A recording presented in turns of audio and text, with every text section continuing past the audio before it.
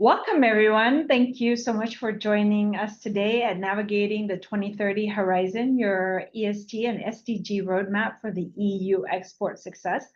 I, for one, have been eager to know more about this subject matter, and I'm so happy that Jamie and Thomas is able to join us today. And first up is Thomas, and I want to give a little bit of introduction about him.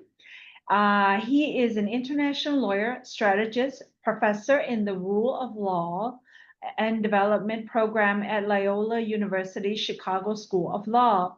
With over 2 decades of senior leadership and experience, he has worked with international organizations, NGO, governments, universities, think tanks, and companies focusing on advancing sustainable development through the global law and regulation.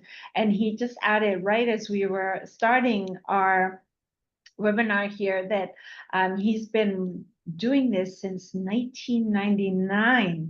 So let's give him a warm welcome and let's get us started. Thank you very much, Nua. It's my pleasure to be here today and to have a chance to talk about some of these important issues. I mentioned my history, if you will, because I think that perspective is useful. When I first started working in what we used to call CSR space, now we talk about ESG, but at the time, all of the work, all of the activities were really geared towards voluntary type initiatives. It was an outgrowth of concerns about business ethics, and it was a kind of nice to have thing that some companies that were particularly focused on their reputations were concerned to address. But the idea that governments would be regulating these matters was really a novel idea, and it was not a serious proposition for many, many years. And fast forward to today, and what I'll be talking to you about are the developments in the European Union. The system in the EU has really become much more oriented to sustainability, and there are many of the developments in the EU that have big implications for companies here in Asia, obviously for European companies, but to the extent that you are selling into the European Union or you maintain branches or subsidiaries in the EU, you may find that you are subject to EU regulations on these issues. So I'm going to start by talking about kind of the overview of where we stand and where the latest set of developments originate from, and give you some of the details on those. Next slide, please. Thanks. The next slide. Okay, thanks.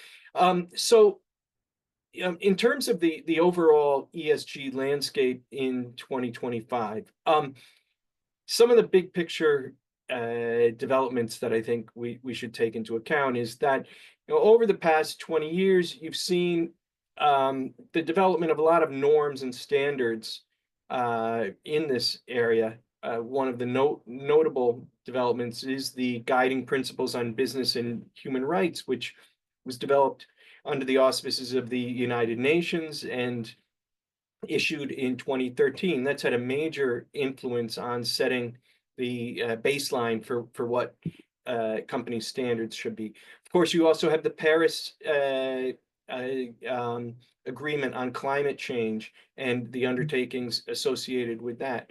Other initiatives include the Global Reporting Initiative, which has been active for more than 20 years and has become increasingly used as a tool for companies to report on their sustainability-related matters.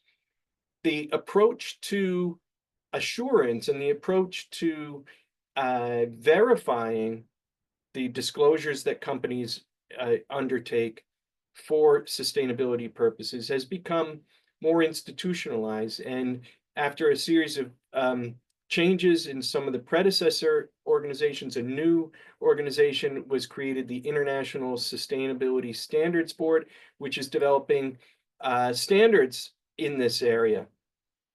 Similar to what you see in the accounting field. And of course, companies are increasingly required to reduce and disclose their carbon footprints. We also see that the demand from stakeholders for information on ESG-related matters has continued to grow. And some of this is driven by concerns that people have about the way business is operating and the transparency and the effects that business can have on society. Other aspects of it are related to the increasing amount of investment seeking opportunities in the sustainability area. And so as a result of increased investor interest in sustainable investments, there is greater demand for improved standards in terms of if different pension funds and other institutional investors putting money into sustainable investments and selling their products on the basis of them being sustainable, they need to have the assurance that what they're doing and what they're selling is actually sustainable. So there's been issues of greenwashing where companies have purported to be sustainable, but then when scrutinized, it comes out that actually the products that they were selling were not very sustainable. So this is leading to a demand for greater rigor in this area.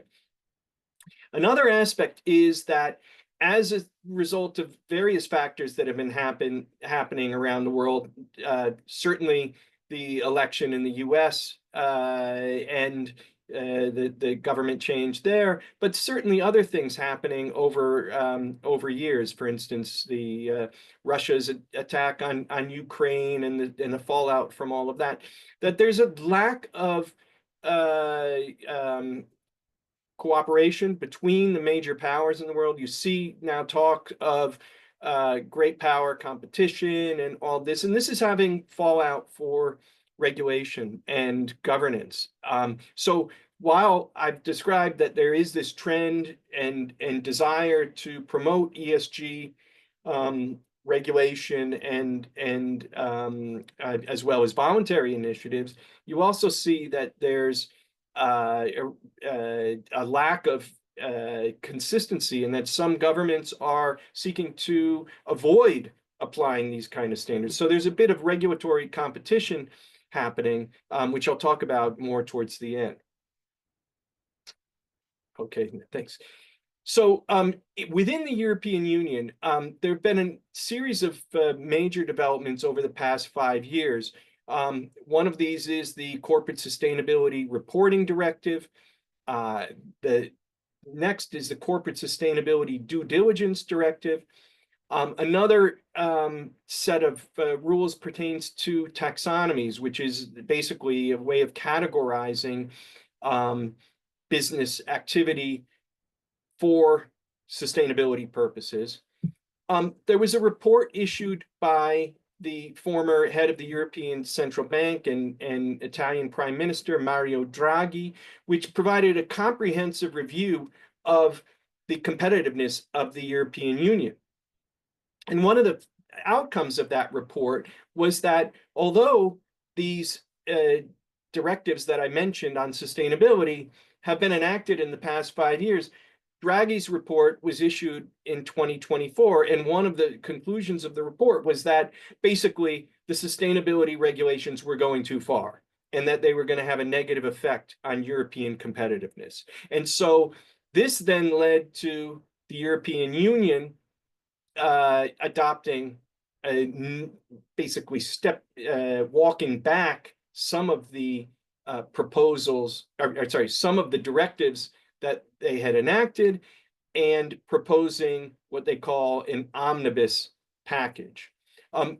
Against the backdrop of the changing government in the US and the hostility towards ESG related matters there, the argument about sustainability regulation being let's say anti-competitive, reducing the competitiveness of the European Union seemed more of a realistic concern. So what is the Corporate Sustainability Reporting Directive? Is really a flagship directive of the European Union. It was adopted in 2022. Basically, there are criteria for what companies these rules apply to. Given the audience here, I'm not going to go into too much detail. If you are a large company with business within the European Union, established within the European Union, and you've got more than $450 million in annual turnover and more than 1,000 employees, then you are going to be subject to this directive. It also applies to listed companies, and there are some carve-outs for companies of a lower scale. But what it requires is that companies disclose all of their key ESG related concerns.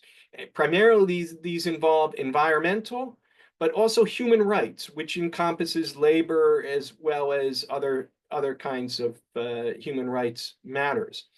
And it requires that companies disclose information on these matters, both within their company, but then also in terms of their business partners and their supply chain. So that's where companies in the region, you may not have operations in the European Union that are above the threshold where you would be directly subject to these regulations. But if you are a business partner for a company in the EU that is subject to the regulations, then they may be asking you for information that goes into their sustainability reporting.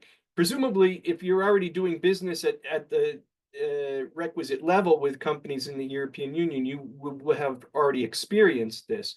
But the CSRD regulation makes this a legal requirement for them. The following regulation was a more recent adoption, and in June of 2024, which is the Corporate Sustainability Due Diligence Directive. Now, this directive requires companies to monitor their supply chains to address potential and actual human rights and environmental impacts. So it's important to recognize that it's not only what the impacts of the business on sustainability is today, but it's also about the potential impacts in the future. Also encompassed within the CSDD, or they call it sometimes CSDD or 3D, that climate change neutrality transition plans. Companies need to put in place a transition plan for how they achieve climate change neutrality. Next slide, please. So I mentioned here the Draghi report. We can go forward to the next one there. And I wanted to mention too, following these regulatory developments in the US, just briefly, the whole area of ESG has come under attack, and in different states. Now, it's heterogeneous. Different states have taken different approaches. The federal government is also seeking to curtail ESG-related activities, and there have been efforts to roll back some of the initiatives taken, say, by the Securities and Exchange Commission to promote ESG investment. And then there's something like 21 states have enacted laws that pertain to investment at the state level and actors in those states, which make it either illegal or less desirable to undertake ESG related investment and business decisions. But just as a backdrop to understand that, so it's against that playing field that I mentioned the omnibus package here. So what the omnibus package is an initiative by the European Union to restrict and walk back some of the applicability of these various sustainability directives that I mentioned. Now, a caveat to what I'm going to say is that the way in which this has been put forward is as a proposal. It's not currently been effective. So the rules under the Corporate Sustainability Reporting Directive and the Corporate Sustainability Due Diligence Directive remain in place. And these proposals, this omnibus package of proposals, is something that has to be negotiated and worked out between the different European institutions.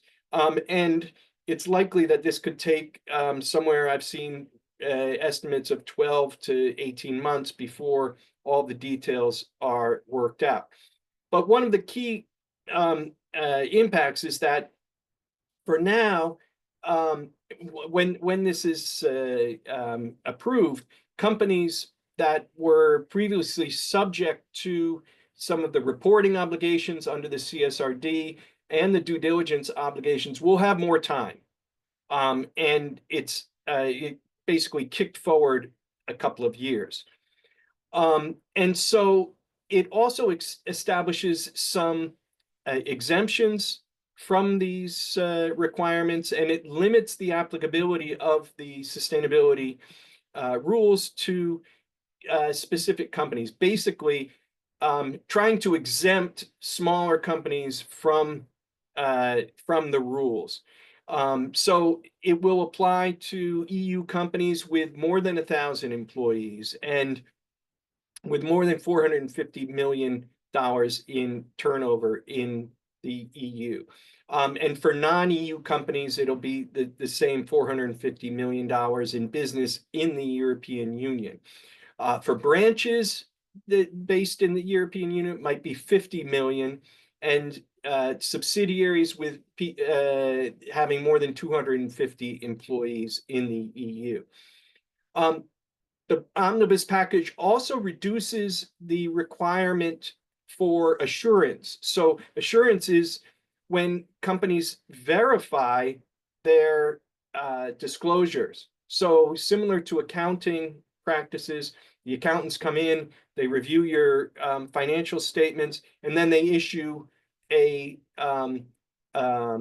finding that certifies that the document is correct in a certain at a certain level. And the assurance practices in this field are still developing, but they've let's say loosened the requirements for companies to undertake assurance of their disclosure documents. They're also going to reduce the number of matters that companies need to disclose on under the corporate CSRD, where they currently have to. There are 1,050 data points that companies can conceivably have to report on. They're going to reduce the number of requirements, so therefore loosening and lightening the regulatory burdens. They also will not be implementing sectoral rules. So the initial proposal, the initial requirements of these directives was that there would be sectoral standards adopted that would then provide more detail and could add more data points to what companies are already required to report on. And so part of this omnibus package would be to basically not require sector-specific disclosures. So this is the basic lay of the land. While the developments under the CSRD and the CSDD are before the omnibus package, were subject to a degree of let's say lack of clarity. There's demands from stakeholders to avoid or reduce inconsistencies in the rules. There's some questions about the timing of reports. There's questions about how these will be enforced. And then there's the question of how the member states will be applying these rules in their national jurisdictions. That uncertainty was there before the omnibus package was put forward. Now that the omnibus package is out there, and it's probably likely to pass, but there are going to be changes most likely to this package. It creates additional uncertainty for companies.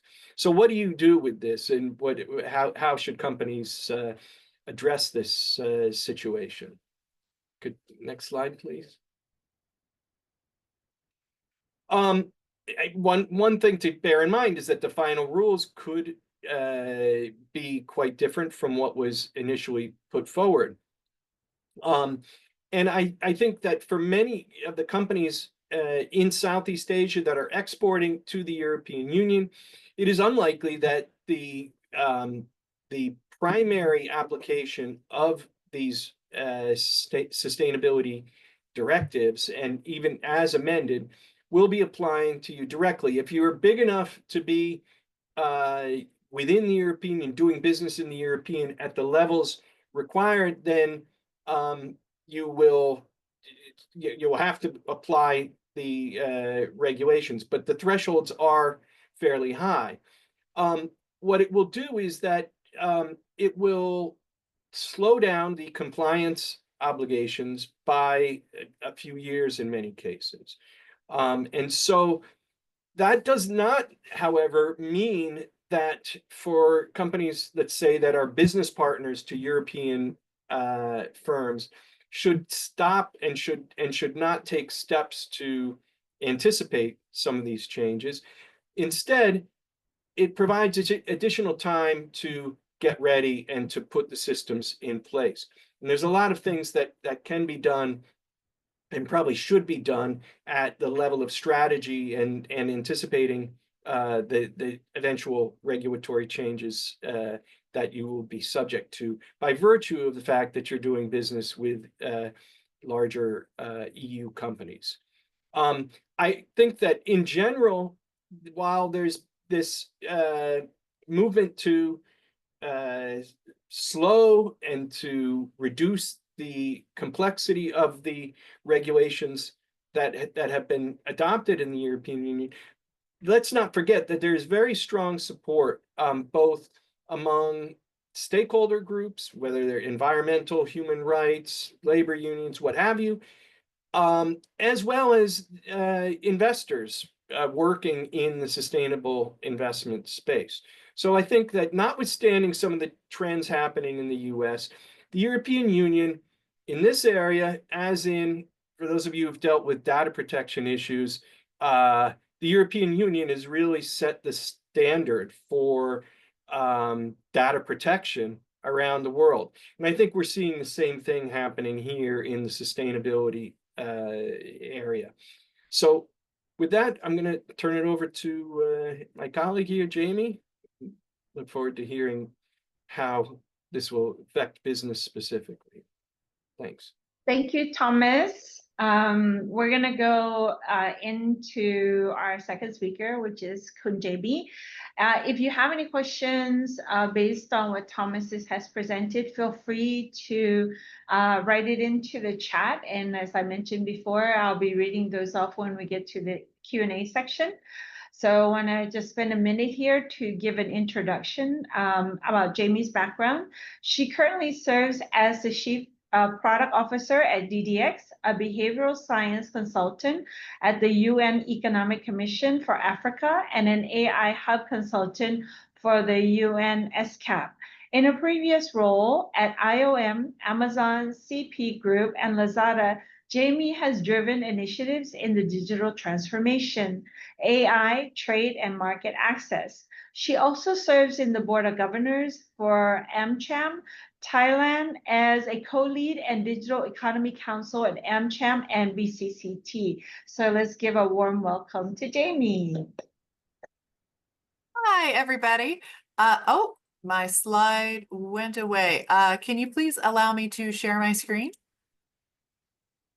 I've changed the slides. You no longer have the correct ones. Can you please allow me to share the screen? Okay, great. Thank you so much.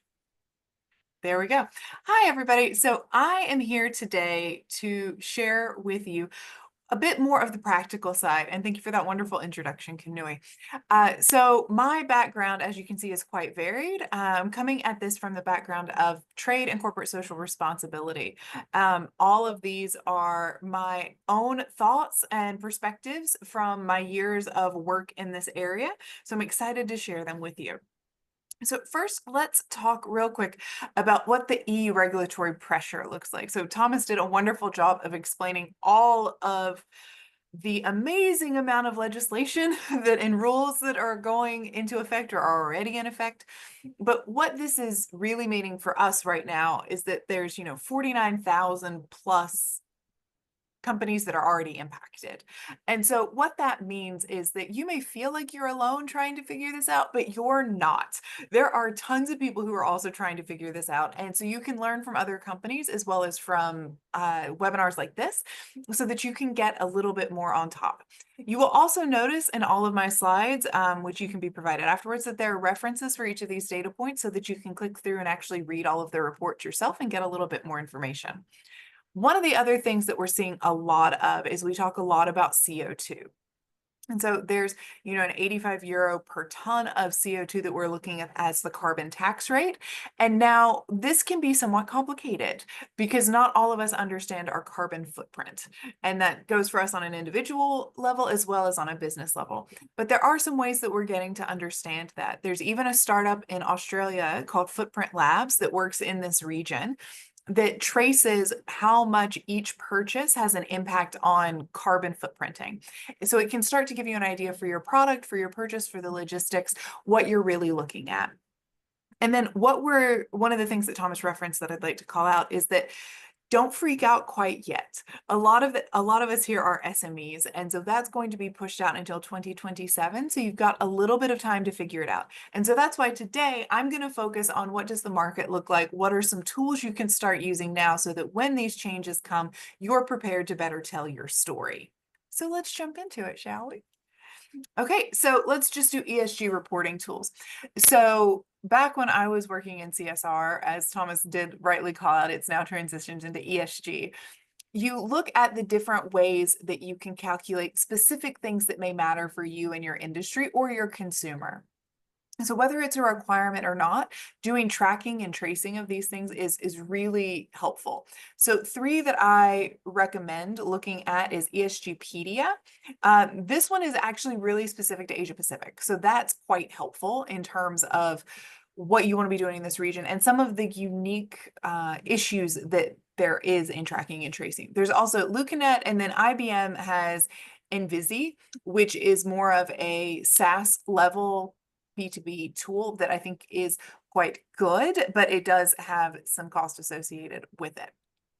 So now I'd like to talk a little bit about one of the things that you can do here in Thailand that is regionally focused and can give your brand a little bit more credibility. So there's the Asia Pacific Green Deal opportunity. So ESCAP, which is the Economic Social Commission of Asia Pacific, which is part of the United Nations Secretariat, actually has the ESBM platform. So it's the ESCAP Sustainable Business Network. This is a group of organizations within the region that come together and they talk about specific pillars of ESG and of potentially operating in more sustainable and green fashions. As part of that program, there's also the Asia Pacific Green Deal. And this is companies that say, even my current company, DDX, is a silver member of the Asia Pacific Green Deal, it means that in our business practices, we are committed to being more green, more sustainable, and that includes the way that we buy equipment and technologies, and we do our emissions. But we're a consulting firm, so our emissions are fairly low. When you sign up for the Asia Pacific Green Deal, you then can get access to the actual platform that will help you with tracking, tracing, and reporting. And it's really easy to use, and it has specific reports that can then be used for filing in the EU, because it offers you, for the same data set, multiple types of reports. So ISO 9000, the EU standardized reporting. So this makes your life a lot easier. So it's one platform that you put all of your information in, and then you can put it into whichever section you're going to be exporting to and the reporting that is required for that. It also gives you access to SAFE Initiative, which is financing potentially, and then the Singapore Australian Go Green Fund, which is a $20 million co-innovation fund in the green space. All of these things come within the Asia Pacific Green Deal, and you can get access to that through ESBN. This is something that I do recommend. If you have questions about how to reach out to the United Nations or which department to talk to, I'm happy to help connect you with them. They do wonderful work on the trade and innovation team. So now that we've talked about all of the actual reporting, the real question is it worth it to you to export to the EU? If we take into account all of these requirements that are going to have to be done, is it really going to be worth it to become a green brand? So in terms of our hearts and minds on this call, I would imagine many of us would say, yes, it's absolutely worth it to become a green brand, but is it worth it to export to the EU? So we do see that there are, in general, some differences. We're doing a comparison across the EU and then specifically Spain and Germany. So if you look at the people who are reading ESG information before they're buying, so this is according to Deutsche Bank, it's about 33% of people are looking at ESG information across the EU before they're making a purchase decision. It is a little bit lower in Spain and then significantly higher in Germany. So when you're trying to decide whether it's worth it to you to export to the EU, keep in mind the different country perspective. On this call and in regulatory environments, we talk about the EU as this one big box of countries as a regional trade bloc. But when it comes to your actual product, to your export plan, look at which countries your product is a better fit for, especially if you're focusing on the ESG side. If you are an organization where potentially carbon tracking and tracing may be out of reach, but workers' rights is more important, you may be a better fit for the German market. If you're looking at things that are more sustainable use products, then it may be that the Spanish market may make more sense to you. So we'll talk a little bit later about actual brand storytelling and why this is important. But for your research to make this decision, I highly recommend looking at this report, including the Eurostat report, to see which countries are actually using what type of information in their purchasing decisions so that you are entering this regulatory complexity with the most focus as possible. And there are two success stories, and you can have a look at the two reports. They're included here below. But so the Thai seafood industry historically has had a fairly bad reputation when it comes to ESG, whether that is dragnet fishing, whether that is farm overfeeding, or whether it is labor rights related. So what has been happening in the past few years that we've seen at different Thai seafood companies is actually doing blockchain traceability. They say, look, our fish is coming from, our seafood products are coming from this place, from this time, using this process, and they're keeping it on a secure chain that allows for a higher level of compliance, but also a higher level for consumers to be able to access that information. They also added on top of that the welfare docs for their actual workers. So this increased their total export recovery, and what that means in less fancy terms is meaning that they had lost the potential part of the market because they had been deemed as a poor product for these reasons. So instead, by switching over to this traceability and including the employee welfare, they actually had a 31% increase over that drop. And then there's the Vietnamese EV batteries. We talk a lot here in Thailand about wanting to really compete in the battery space, in the electric vehicle space. One of the things that Vietnam has done that has done very well for them and has made them a bit of a leader in the region and in exporting to the EU is their cobalt-free campaign. So in the EU, Germany has the highest rate of electric vehicle production. So for the Vietnamese EV batteries to be able to take 23% of the German market is quite large. And it is specifically, this 23% is attributed to their cobalt-free campaign. So not only are they making a good product, because for batteries, for EVs, it's very competitive. So they're making a good product, but they're able to show how their product is even better than just good performance by showing that it's using less rare earth minerals. For those of you who may or may not know, rare earth minerals are a high conflict mineral, meaning that there's a lot of things like child labor, strip mining, water contamination that are associated with the attainment of these particular types of minerals. So cobalt is a high one, and it does two things for them. So one, it says that we care about the environment and what we're actually using in our product. But secondarily, it also reduces their overall spend, because cobalt is actually quite expensive. So it is expensive in terms of sustainability, but it's also expensive in terms of the capital expenditure. So not only are they winning and creating a more efficient product, but they are also getting the right story out to the consumers. Okay, so we'll talk about storytelling tactics really quick. So when I have worked at Amazon, so I was the head of the global selling division for Thailand. And what that means is that it's helping people export from Thailand to the Amazon marketplaces around the world, including the EU. One of the things that we would try to help people understand is that a lot of Thai exports are commodity based. So it might be rice, it might be snack foods, juices, plates, things that are common everyday wear. In that, you need to be able to tell a better story. If there are 5,000 organizations that produce the same product that you do, you have to figure out what makes your product different, because competing on price is rarely going to be a winning move for anybody. So you want to understand what is your sustainability story and use that as a differentiating factor. And so you can check your EU regulations and see what you are actually doing better than other people. Then you can do a sentiment analysis, and you can do this via APIs with many different tools, but it can tell you, based off of the product that you have in the country you're targeting, what is the sentiment analysis for ESG stories based off of what you're compliant with? And then you can use impact visualization tools and the Meta campaign insights.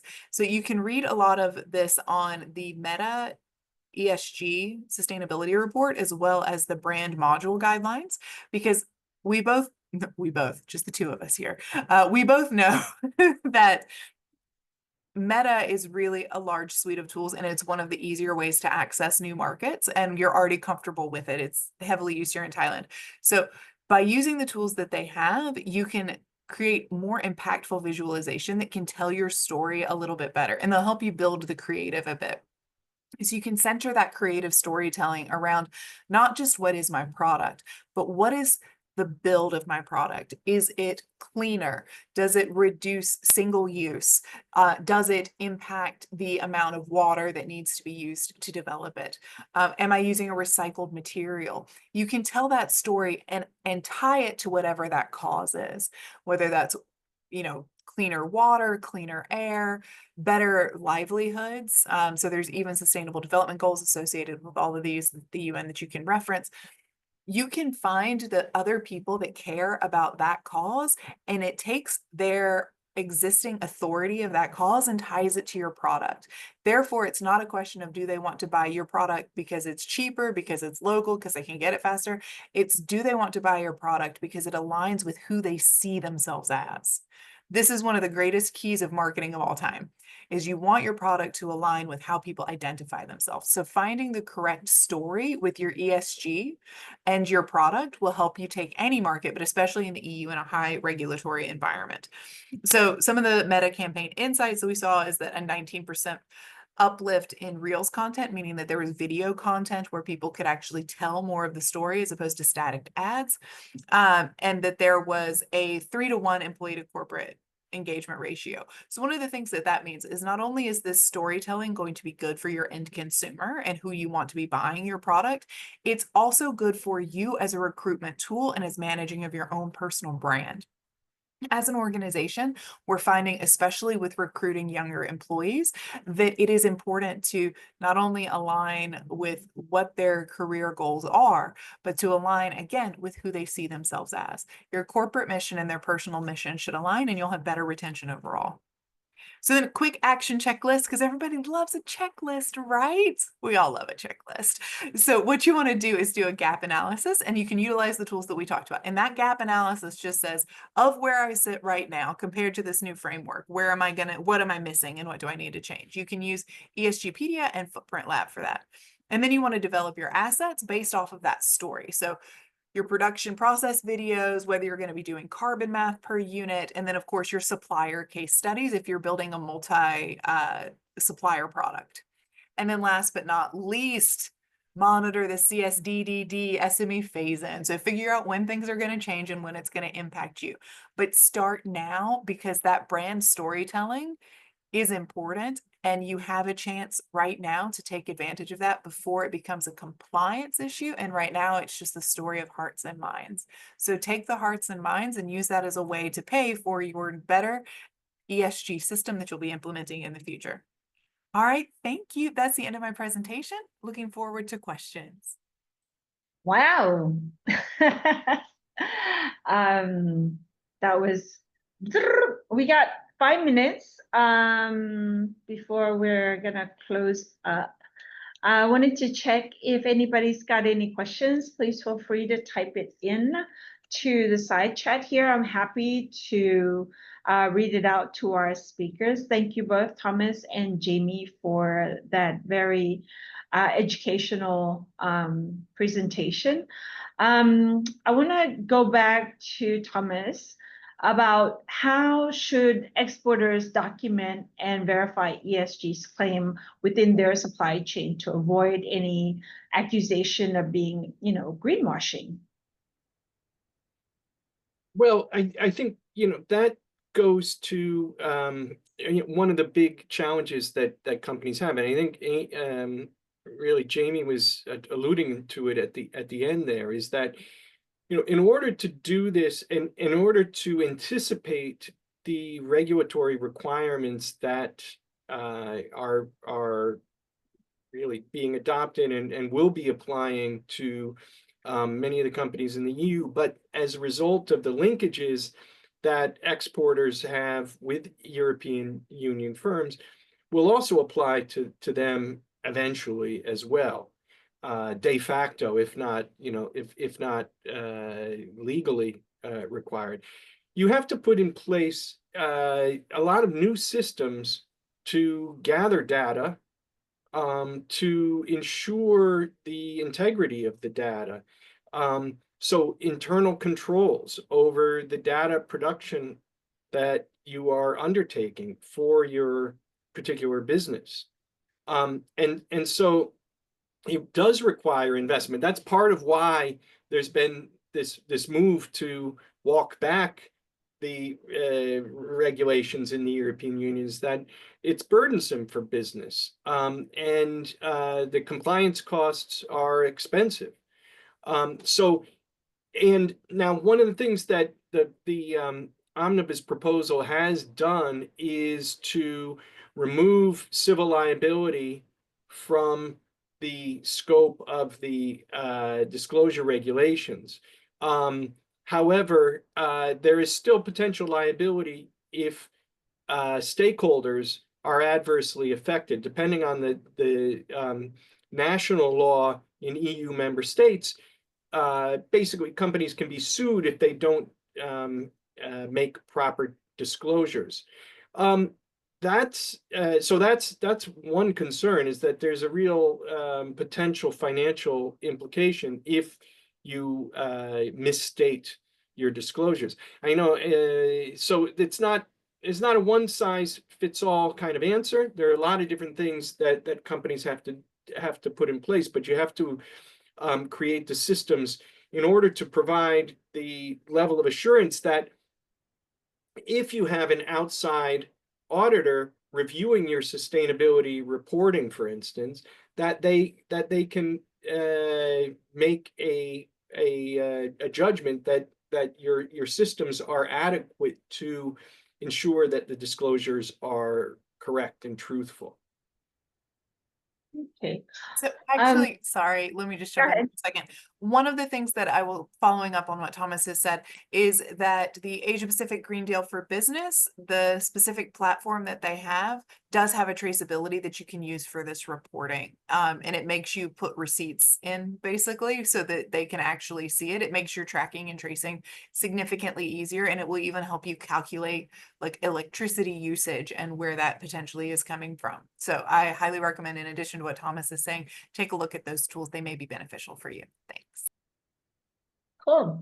I have a follow-up question because, yeah, putting in all these gatekeepers and collection of data is going to be, tedious, to say the least. And it's good that you mentioned Not if you're a sustainability person. Not if you are, right? But if you weren't before. When I was in telco, one of the things that actually we were trying to be as paperless as possible, and we would actually be shamed literally by the copier which department was consuming the most amount of paper, and because I was head of marketing, often I was printing things for other departments. I was always getting shamed. Anyway, back on track here. I wanted to ask if either one of you, what do you think of, besides manually, logging this kind of information in as part of traceability, can AI and blockchain play more of a role in that and be trusted? Well, Jamie was already suggesting that in terms of the tracking and tracing systems. These, yes, absolutely, because the how do you get control over the data that you need to report on? And so if you have a blockchain kind of solution, does provide a really very clear and very precise way of doing that. Not all sustainability matters are going to lend themselves to those kind of tools, but likewise AI, you can be reviewing masses of data that you may have about the business that otherwise would be impossible to analyze and to be able to sort through. AI tools can certainly help with that. So I think there's clearly that's already in the market, is already starting to affect the sustainability landscape. Absolutely. So I'll add a little bit to that. You do always have to be concerned about artificial intelligence hallucination. That is absolutely still in existence, but there are particular models for track and trace that can be used that are less hallucinogenic, and you can also upload some of your own information to allow it to help you parse and understand and better clarify that information. So building on what Thomas has said, for example, deep research is one that's especially useful for looking at large amounts of data and trying to make sense of that data, which is helpful in telling your brand story and also in preparing where your gap analysis may exist. There are products on the available on the market right now that would help with blockchain, but those are more going to be custom-based solutions. So you're going to have an off-the-shelf blockchain, but then you have to integrate your existing systems into it. So that does require a bit of tech support. This is something that I must have a plug here. This is something that DDX does, and we are very happy to help with that, both on the artificial intelligence side as well as on the blockchain side. So we are absolutely able to support your organization in that. It is possible, but there are certain places where it can get you in just a little bit of trouble if you don't know what to look for. Thank you. Okay. In the interest of time, I just have one question, unless anybody wants to type in a question into the main chat for me to read to our speakers. I know this takes us back to, the industrial era where at one point the the regulatory bodies wanted to, like the ISO 9000s, right? And then you had the 14,000s. Do you think we will come to a point where this will all get much more standardized, whether it's, the EU or North America or in Asia? What are your thoughts on that? I think it's already happening. I mean, and that's what partially what I was suggesting with the European Union taking the lead on this regulatory environment, is that essentially there will be a convergence around the EU standards. And I mentioned the International Sustainability Standards Board. They had been developing standards for non-financial reporting, and they are aligning with the EU standards and vice versa. So you're going to start to see much more of that, and they're trying to ensure that they're interoperable. Likewise, with the Global Reporting Initiative, they can see that the European Union, basically, those are they're mandatory regulations. The Global Reporting Initiative was an entirely voluntary initiative. If they don't align with the European Union, then they're going to be out of business. So I think that's certainly the future. Like the Type C, right? I remember in the beginning of having laptops, there's just so many connectors, and now we're just down to only 2, right? Did you want to add to that, Jamie? I don't think I'm going to be any more eloquent than Thomas has managed to be, for sure. But I do think that over time, we've already seen a lot of these things that are coming together. Even the way that we trace carbon is becoming more internationally standardized. And that's kind of our oldest ESG that we've been looking at in this space. I think that one of the areas where we will continue to run into trouble is when it comes to the tracing of energy utilization. So that obviously has some impact on carbon, but we see each country reporting the percentage of green energy that's actually being used by a building very, very differently. So I think the international standards requirements will become more similar, but the area to watch will be is how each country is reporting on utilization within their country. So what you're expected to provide should be more similar across the board, but the inputs that you're getting may be a bit more dissimilar. Thank you. All right. Thank you, everyone, for joining us. This recording will be shared later on Spotify. So those of you who joined a little bit later, who want to share it with colleagues or others that you feel would benefit from listening to it, feel free to spread the love. And we want to remind you that we're going to have, thanks, Yvette, for coming by. Haven't yet get to meet up with you for coffee. We should do that soon. We're having a speed networking on the 28th at the Radisson Blu. So also please share that information within your network. We would greatly appreciate it. Thanks, Pierre. And our next one in June is going to be about eating smart, building big, nutrition for business growth. It's about how food impacts our focus and performance. So thanks again for coming by, and big thanks to our speaker, Thomas and Jamie, and you guys enjoy the rest of your day. Sawasdee ka. Thank you. It's a pleasure. Take care. Bye. Bye-bye.